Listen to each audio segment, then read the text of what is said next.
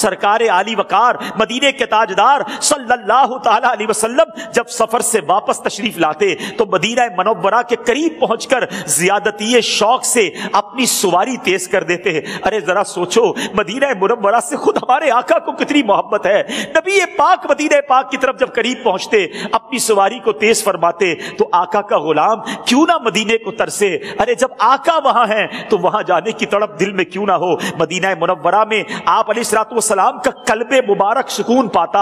اے وہ عشاقان مدینہ، تمہیں مبارک ہو، مدینے میں جا کر جس کے دل کو سکون ملتا ہے۔ یہاں کے گرد و غبار اپنے چہرہ انور سے نبی پاک صاف نہ فرماتے اور صحابہ کرام کو بھی منع فرماتے اور ارشاد فرماتے کہ خاک مدینہ میں شفا ہے۔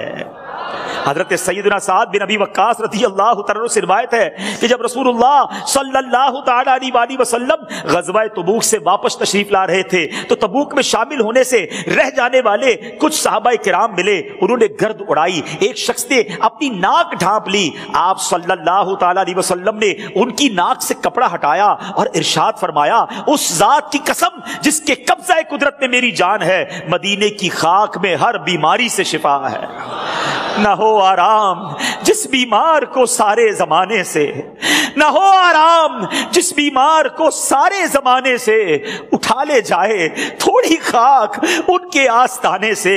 جب کوئی مسلمان زیارت کی نیت سے مدینہ منورہ زادہ اللہ شرفا و تعظیما آتا ہے تو فرشتے رحمت کے تحفوں سے اس کا استقبال کرتے ہیں۔ ارے مدینے کی ذرا بات تو دیکھو کہ مدینے جانے والوں کا فرشتے استقبال کر رہے ہیں۔ سبحان اللہ۔ نبی پاک علیہ السلام نے مدینے میں مرنے کی ترغیب ارشاد فرمائی، یہاں مرنے والے کی سرکار دو عالم علیہ السلام شفاعت فرمائیں گے۔ سنو سنو، جو وضو کر کے آئے اور مسجد نبوی شریف میں نماز ادا کرے اسے حج کا ثواب ملتا ہے۔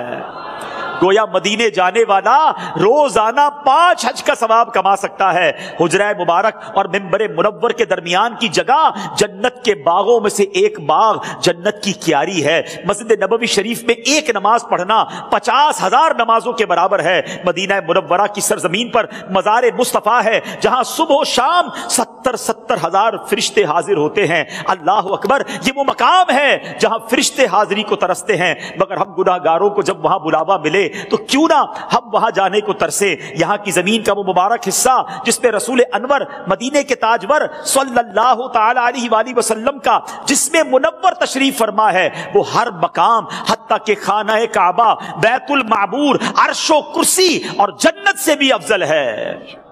دجال مدینہ منورہ میں داخل نہیں ہو سکے گا۔ اہل مدینہ سے برائی کا ارادہ کرنے والا عذاب میں گرفتار ہوگا۔ یہاں کا قبرستان جنت البقیع دنیا کے تمام قبرستانوں سے افضل ہے۔ یہاں تقریباً 10,000 صحابہ کرام، اہل بیت اطہار اور بے شمار تابعین کرام اور اولیاء اعظام اور دیگر خوش نصیب مسلمان مدفون ہیں۔ اللہ کریم ہمیں بھی جنت البقیع نصیب فرمائے۔ مدینہ منورہ وہ جگہ ہے میرے پیارے اسلامی بھائیوں، اے زائرین مدینہ، یہ کوئی نارمل سفر نہیں ہے، یہ کوئی عام جرنی نہیں ہے۔ سنبھل کر پاؤں رکھنا زائروں شہر مدینہ میں، سنبھل کر پاؤں رکھنا عاشقوں سے شہر مدینہ میں، کہیں ایسا نہ ہو سارا سفر بیکار ہو جائے۔